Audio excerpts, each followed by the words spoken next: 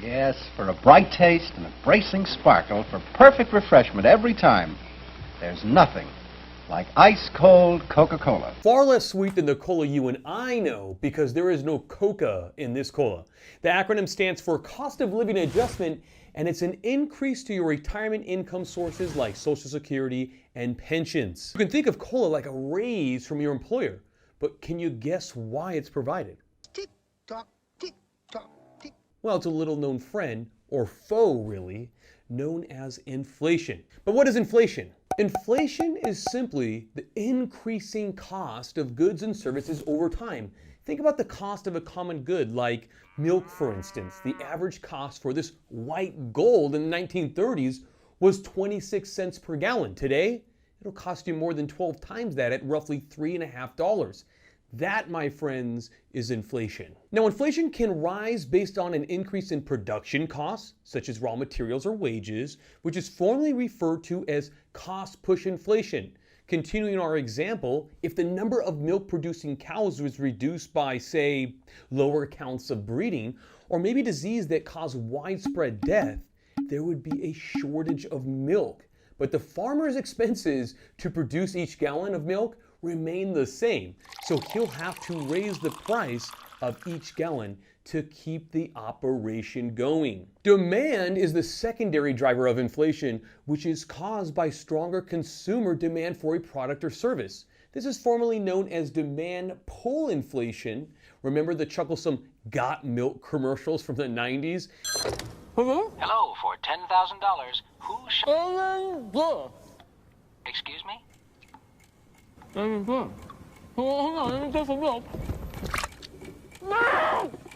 They weren't just funny. They were effective in getting consumers thinking about and ultimately buying gallons upon gallons of milk. That increase in demand came with a price, as farmers soon realized they could charge more for the same gallon of milk and people would be willing to pay it. Inflation has averaged 3% or so per year, which doesn't really sound like a whole lot, but the long-term effect can be devastating to individuals who don't receive a raise each year. Looking at an individual earning the national average annual income of roughly $50,000 per year, not receiving a raise would be devastating.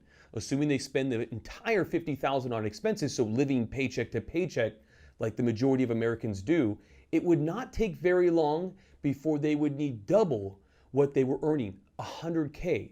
I would say that's pretty rough. But there's 1,000 different types of products and services out there. So how does the Social Security Administration and these pension institutions figure your annual increase? The oldest method is the easiest to understand. Fill a shopping cart full of common household items and check out, meaning go to the cash register and check out. Fill the same cart with the same items a year later. Do you suppose the groceries would cost less or more? The answer is more, and that increase is converted into a percentage and used to increase your annual income. And this increase is simple to compute too. Just take the difference in price from year to year and divide it by the cost of the groceries on the first visit. Every year is different, and because interest rates take years or even decades to experience any significant changes, it's likely for the change to be closer to the 10-year average.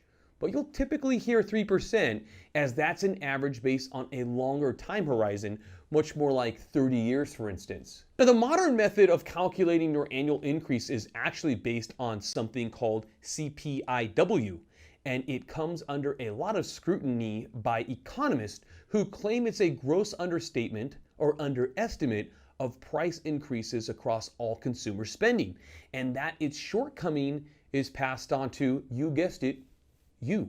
If you'd like to learn more about CPIW, you can head back to our channel and look for the video. Although Social Security was enacted in the 1930s, all the way back when President Roosevelt was in office, COLA wasn't provisioned as part of the Social Security Amendment until 1972, with the automatic annual increases beginning in 1975. Looking back at increases in those days, things were actually a lot different. The very first COLA adjustment announced in 1975 was for 8%.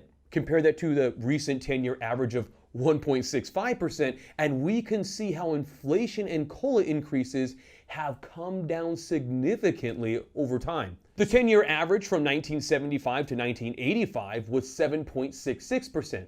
One interesting aside here is that the ghost record of 1983. Well, the answer for this missing year is pretty straightforward. The administration decided to shift from fiscal to calendar year, and that is why your COLA adjustment happens in January now instead of July like it used to.